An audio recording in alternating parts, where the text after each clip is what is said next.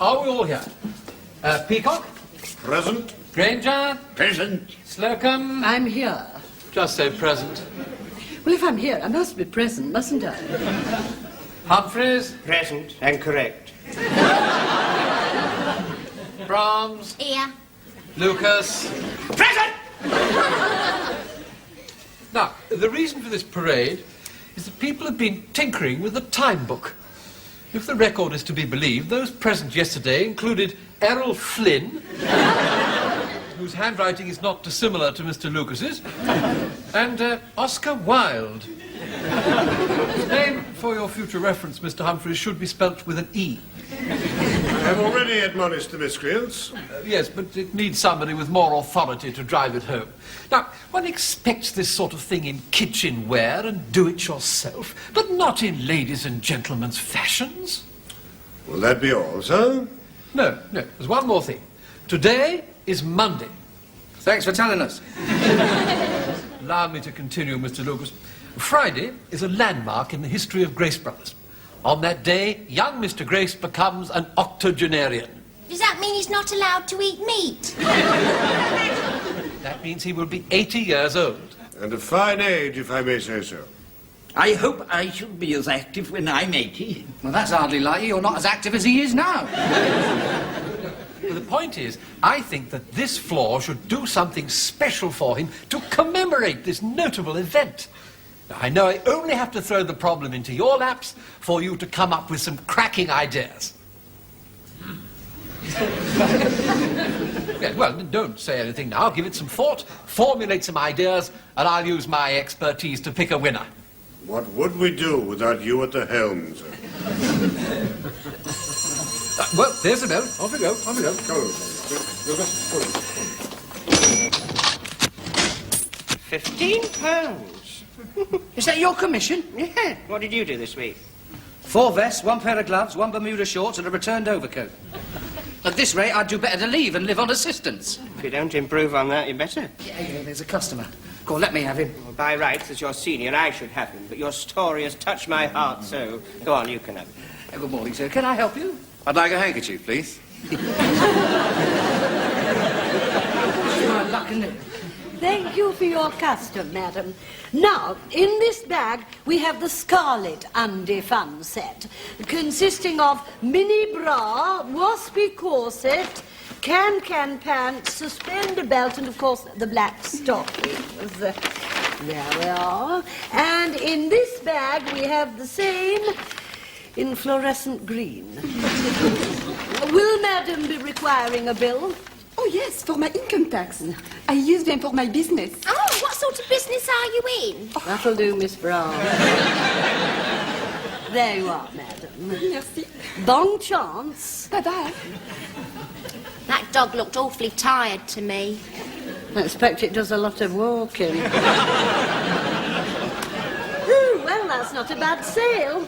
Over 60 quid. That's just over £3 commission. That's more than I've done all week. Oh, well, when I retire, you'll be the senior, and then you'll have first crack of the whip.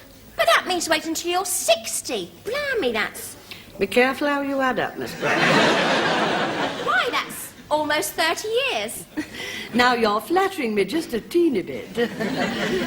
But you're a bright girl. Oh, good morning, sir. Can I help you? Do you sell fur coats? Well, yes, we have quite a large range. Good. As a matter of fact, I want 2. One for my wife and one for a friend. I'll just get my junior to get the rail. Did you hear that? He wants 2 fur coats. You can't put a foot wrong, can you? Look, I'll tell you what. Since you've been so nice to me, I'll split this sale with you.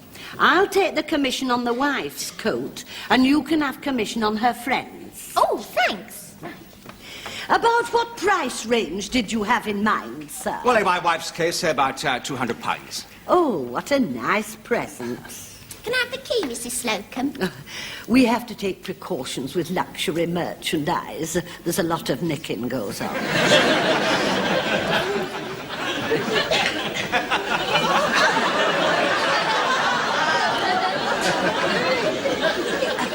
Something in the region of £200 for the customer's wife. Is it her birthday, may one ask? No, it's going to be a surprise. Oh, if only there were more gents about the likes of you. Now, this one is 190 in simulated mink. Very nice. About what build is madam? Actually, rather like yours, stoutish. In the trade, we call it Juno-esque. Would you try it on for me? Miss Brahms? Oh, when a woman puts on a fur coat, the years just drop away. In my wife's case, they'd have a long way to drop.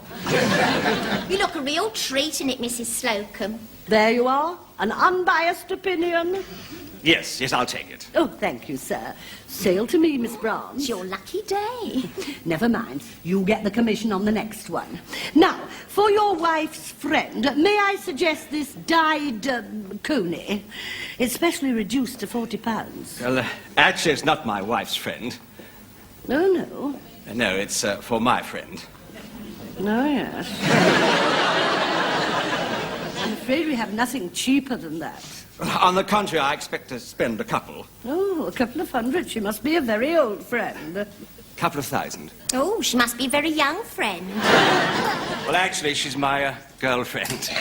How about this? Genuine ranch mink, 2,100. Very nice. Would you mind putting it on? You have rather similar features. Of course, real mink on a very young girl can look dead common. Don't you think you might be better to give this to your wife and simulate it to your bit of fluff? No. Now, how long have you been married?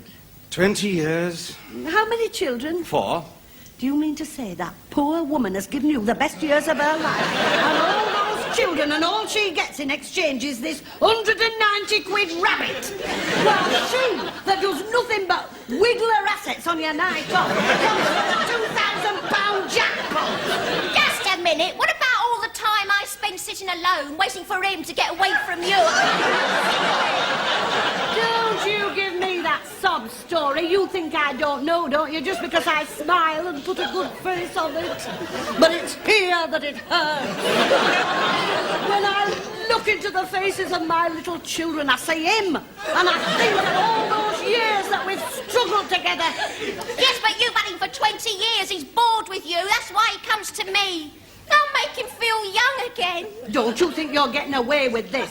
The minute I saw this cheap imitation coat, I said to myself, right, monkey. He found somebody else.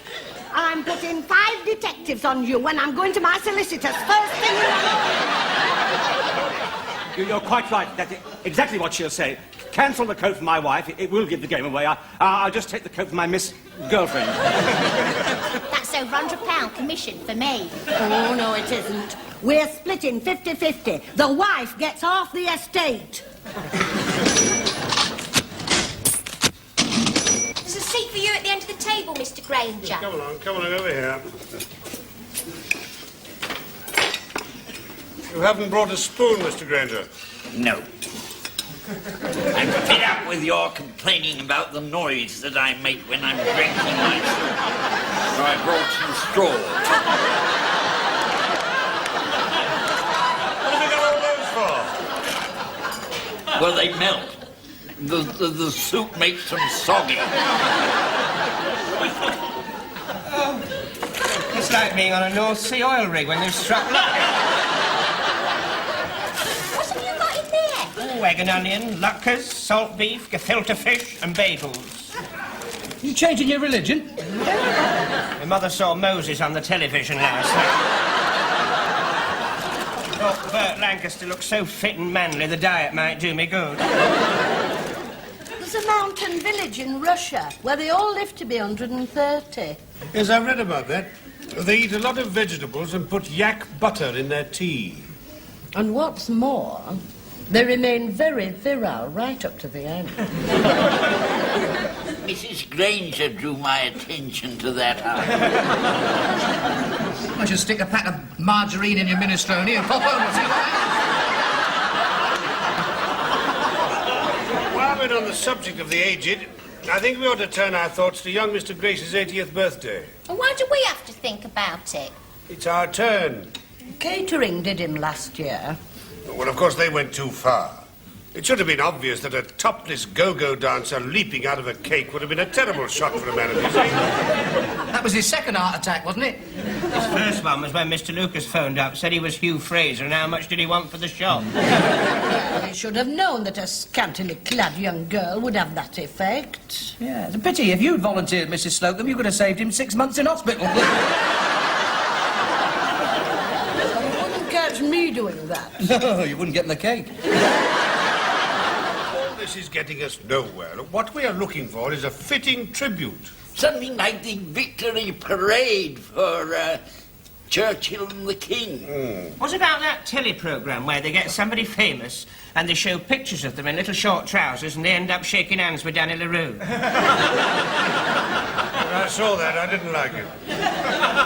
Nevertheless, you may have the germ of an idea there. You know, we could do Here Is Your Shop and show his rise from rag trade to riches. Yeah, but wouldn't it be a lot of work finding all that out? Yes, and all the other departments would have to come in on it as well. Why don't we call it Here Is Your Department? And confine it to the way young Mr. Grace has affected all our lives. And throw in a bit of his early history as well. Yeah, but how do we find it all out? Well, I know quite a lot. I met him one day in 1926 on a bus when his car had broken down. Oh, yeah. I can see it all now. Does this voice mean anything to you? Fares, please. Plenty of room. Yes, you're right. That is the very actual conductor. Here he is, 127 years old. We've flown him in especially from a tribe in a little village in Russia.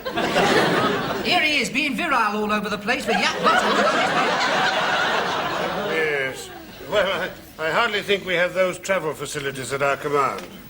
Here, I couldn't help overhearing your conversation, seeing as how I've been listening to every word. And I can put your mind at rest that your troubles are at an end, because for the last 2 years he's been writing his memoirs. How do you know that, Harmon? I've been helping him make them up.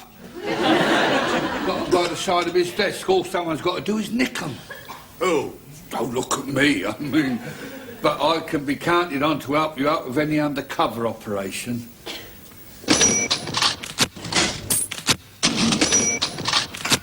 I thought you were supposed to be the one undercover.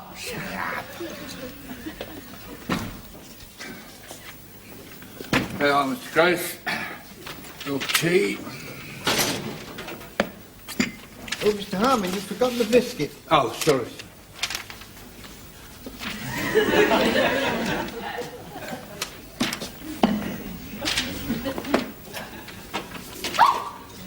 Was that your hand, Mr. Grace? Doing what? Pinching my bottom. It sounds like me. Yes? Good, good. Well, start Mr. Grace towards the lift in 1 minute. Everything set at your end, Peacock? Definitely, sir. Mr. Lucas obtained young Mr. Grace's memoirs about 4 days ago. And he tells me that he's managed to unearth some magnificent background material with particular emphasis on the way young Mr. Grace has affected the lives of the members of this department. Well, young Mr. Grace will be coming up from the bargain basement. Good. And Mr. Lucas is set up in the boardroom to surprise him, so we'd better get up there with all speed, because then we can be ready to come in when we need it. Right, is it working? Running? OK. Right. I'm standing in the boardroom of Grace Brothers store. Grace Brothers, that well-known department store. Now, any minute now, coming through that door there is a man who has no inkling at all of the tribute that's about to be paid to him. Limited. Hey, what are you talking about? Limited. Grace Brothers Limited. Well, never mind that. Is it running? Oh, yeah. Very Well, good. shut up then. I mean, we've got to give him this tape afterwards. Have we? Yeah. Oh, I, Mr. Harmon, and the maintenance department worship that man. Shut up! He thinks that he's coming up here to interview this new secretary. Here he is. I'm going to hide myself behind the screen now, and we'll see what happens. Here is your new secretary. Oh, yes, yes. Oh, very nice. Leave us alone. Oh, Yeah, you're a pretty little thing, aren't you? Well, my shorthand speed is 120, and my typing is 60. Yeah, very good. Never mind about that. Well, what are your measurements? Well, 38, 22, 36. Yeah, you've got the job. Oh, Mr. Grace, I'm sorry to disappoint you, but this is not a real secretary at all. No, this girl is just a decoy brought here for one reason only. Blackmail?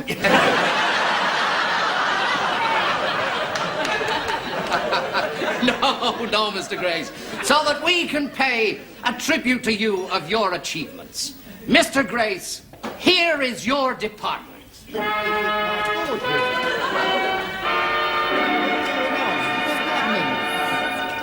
Don't worry, it's like that television show where they show some famous person starts off wearing short trousers and ends up shaking hands with Danny LaRue. Yeah, I saw that. Didn't like it.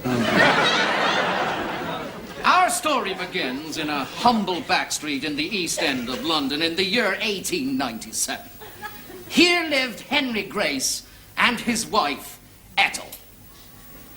This devoted couple was born a bouncing baby boy.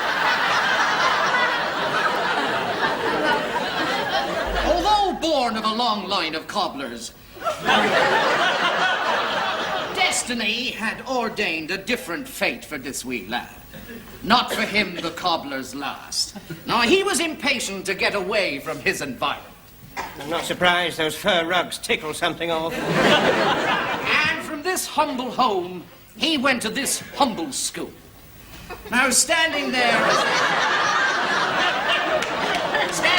that pinch-faced urchin there, Mr. Grace. Now, what thoughts were passing through your mind? I mean, did you have any idea that one day you'd become a millionaire? Well, no, my braces had bust and I was keeping the trousers.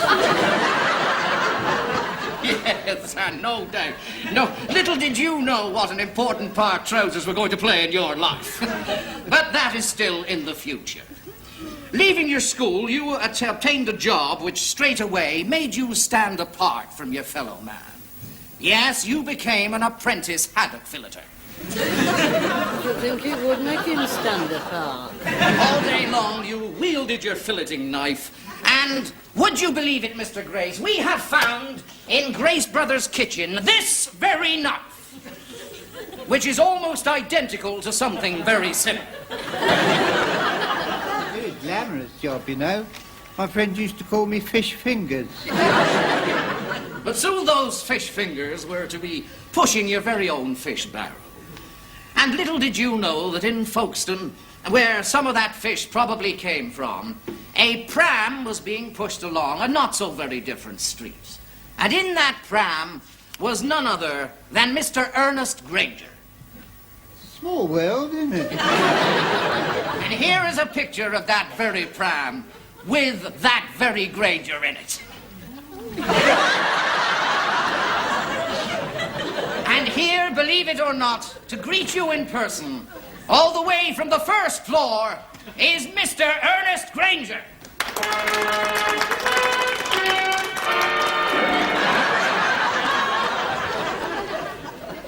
It was really Eastbourne, does it matter? No, shut up, just stand. I believe, Mr. Granger, you have an amusing anecdote to tell about Mr. Grace. Indeed, I have. Yes, it was in 1926. I remember I boarded a number 11 bus and I sat down, and who should I see sitting next to me but you've guessed it. It was young Mr. Grace. Well, I was embarrassed. Yes, I was. Yes. You see, I was only a junior, and I wondered if I spoke, if he would think I was being forward. But I needn't have worried, no. You know, he looked at me and he said, "Good morning." And that's the kind of man he was. Thank you, Mr. Ernest Granger.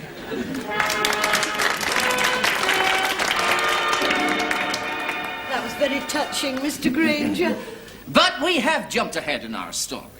Now, no sooner have you established yourself as an itinerant purveyor of filleted fish, when the war clouds gather, without hesitation, you answer your country's call.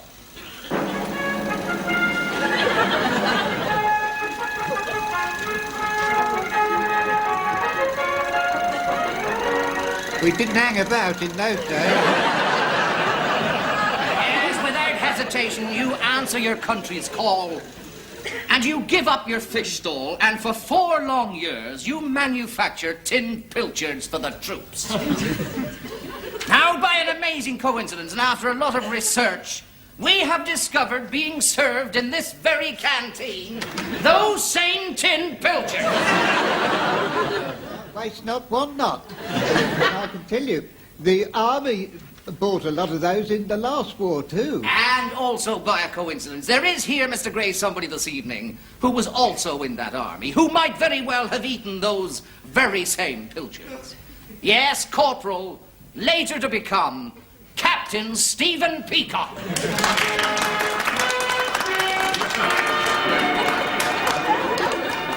I believe Captain Peacock has an amusing anecdote. Oh, yes, indeed I have, yes.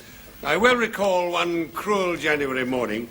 I just missed my bus, and I was standing there blowing into my gloves to bring the circulation back to my hands, when a large Rolls-Royce drew up beside me. The door opened, and there sat young Mr. Grace, beckoning to me. Forfeiting my place in the queue, I went across to him. "Don't worry," he said, "there'll be another one along in a minute." And with a cheery wave, he slammed the door and drove off. And that's how I shall always remember Mr. Grace. Never too busy to stop and give a word of hope and encouragement. Thank you, Captain Stephen Peacock.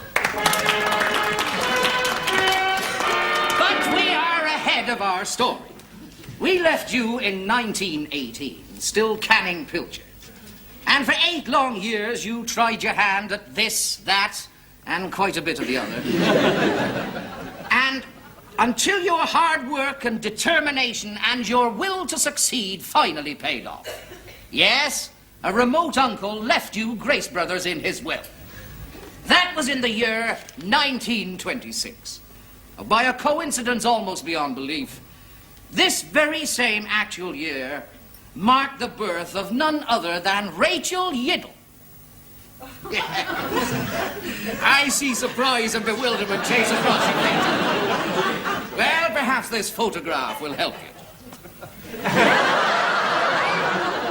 Yes, you've guessed it. Miss Rachel Yiddle, later to become Mrs. Slocum.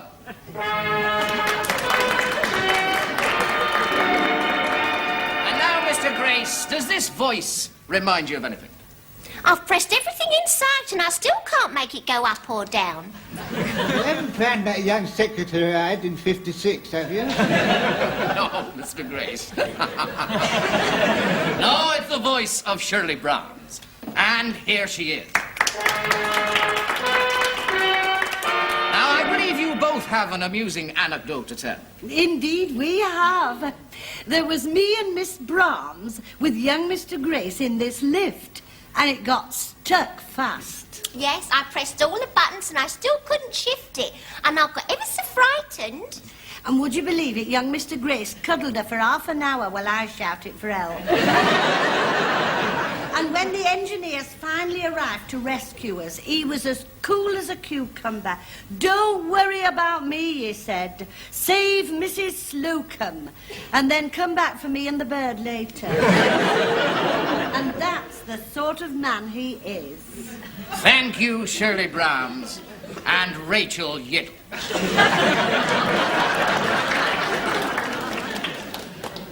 So, as you can see, Mr. Grace, the long arm of coincidence has always played a great part in your life.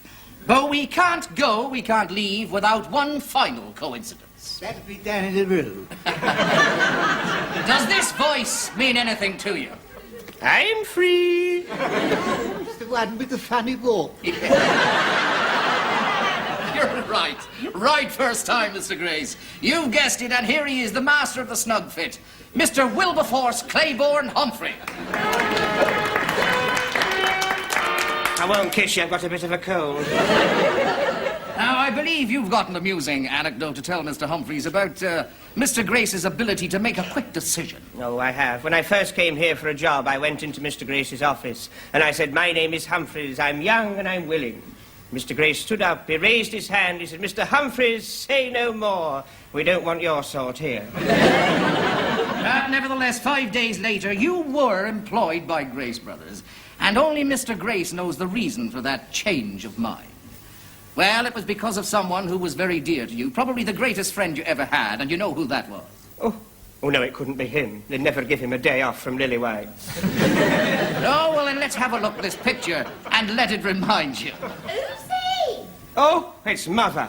Yes, indeed. Let her tell her story in her own words. Well, you've not brought her here. It's a day for bingo. Hello, Mr. Grace. I'm sorry I can't be with you, but it's my day for bingo. I shall never forget the time my little lad came back from his interview at Grace Brothers. Although he stuck his chin out and he didn't cry, he was heartbroken. Mothers can tell, you know. Later that night, I peeked in on him. There he was, clutching his teddy bear. Tears on his cheeks. He cried himself to sleep. Mother, don't go on. The following day, he was busy with his crochet work, and I sneaked out and I came to see you, Mr. Grace. I threw myself down on my knees in front of your desk, and I said, "Look at me. You're looking at a mother with a broken heart." Oh, Mother, you didn't. He's a good, kind boy. Oh, she's right. He's loving. He'd bend over backwards to help anybody. I did? Give him a chance, I said. And you smiled at me over your inkwell. Don't get your knickers in a twist, you said. I'll give him a try. Do you know, I was so grateful. I threw my arms round your neck and I kissed you. You didn't. She did. And the rest is history. Once you came under Mr. Grace's hand, you never looked back.